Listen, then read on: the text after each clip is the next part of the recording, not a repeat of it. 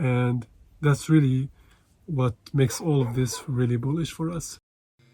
As it stands, it only takes just a few millionaires to try and get their hands on one Bitcoin for us to have a supply shock and for the price to go up significantly. But the question is, why don't these millionaires try to get their hands on one Bitcoin, which only costs at this point $60,000, which is a very small percentage of their entire wealth, which is in millions, hence being a millionaire. For me, I think there's three main reasons why millionaires don't really care about Bitcoin. And in this video, I'm going to talk about those three reasons and try to dissect them one by one. Okay, so the first reason I think why millionaires don't really care about buying at least one Bitcoin is because oftentimes when you get into Bitcoin, when someone like me and you and like regular people who are not ultra rich, when we get into Bitcoin and buy our first coin and try to get as much sats as possible, it comes out of a desperation, out of like trying to get our hands on something new, trying to reach this opportunity and grab it. We're trying to maximize our own opportunities. Whereas if you're a millionaire, you're already a millionaire. You don't really care about finding every single opportunity to grow your wealth. You have a lot of wealth, especially if we're talking about someone who's a multimillionaire who has hundreds of millions of dollars, not just someone who has $1 million. So we're talking about someone like that. And this person has a lot of assets. They have a lot of opportunities coming their way at different stages of their lives.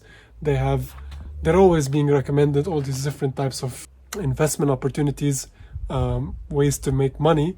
And so to them, Bitcoin is just one of all these different things, and it's not really their main priority. So I feel like this is one very important aspect as to why a lot of millionaires don't really get into Bitcoin or care about Bitcoin all that much. Second reason why I think a lot of millionaires don't have money in Bitcoin or don't aim to at least acquire one full coin is because a lot of these millionaires don't actually invest their own money. They outsource that job to third parties such as financial advisors or companies that manage wealthy people's money. And so if you think about it, Bitcoin is actually not a traditional asset.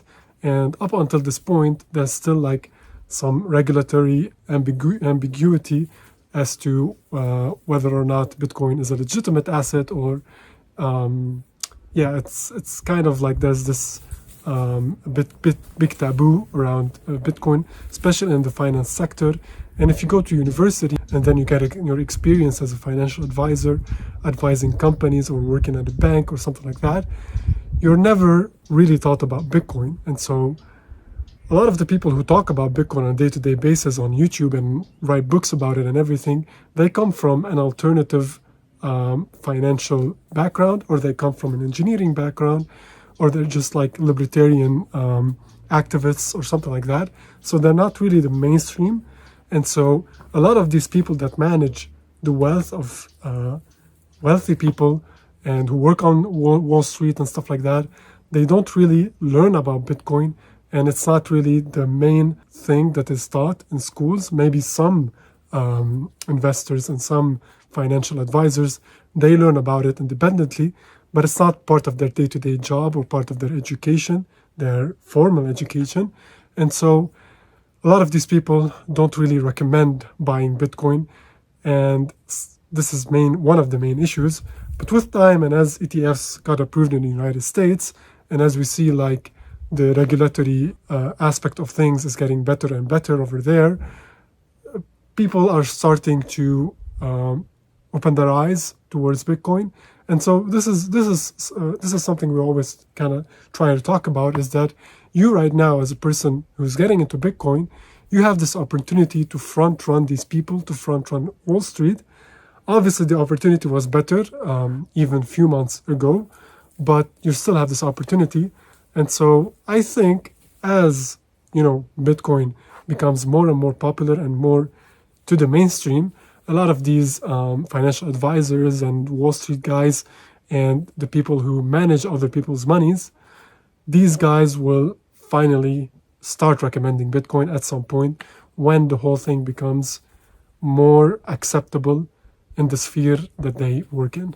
Lastly, and I think this is the most important point, is that a lot of these people don't have their millions in cash flow and excessive cash. They actually have these millions in other investments. So they probably have other stocks, bonds, investments in certain companies, startups, just maybe put their money in funds and ETFs, in indices and stuff like that. And so they don't really have this money ready to be invested. It's put in all these different baskets of investments.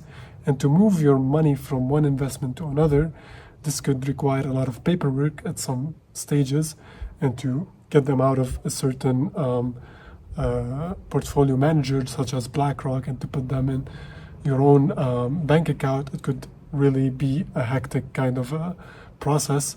But most importantly, this process really requires, in some places and maybe in most cases, when you move your money from an investment into cash flow, it requires you to pay capital gain tax. So for a lot of people, especially wealthy people, this tax could be really hefty and could be costly.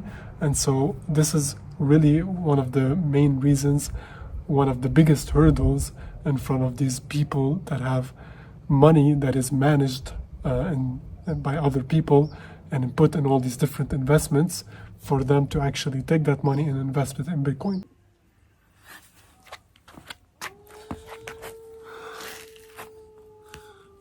So it really all boils down to this.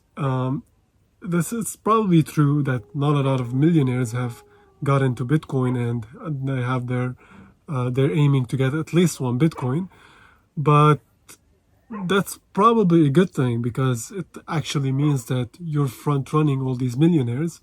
And that's really assuming that all these millionaires at some point, they will want to get into Bitcoin. They will want to acquire a full Bitcoin.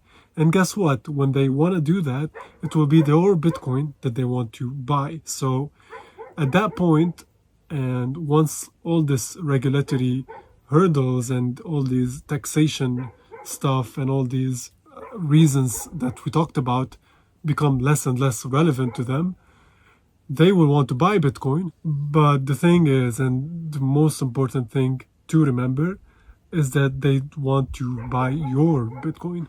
And that's really what makes all of this really bullish for us. So thank you all for watching, and I'll catch you in the next one. Goodbye.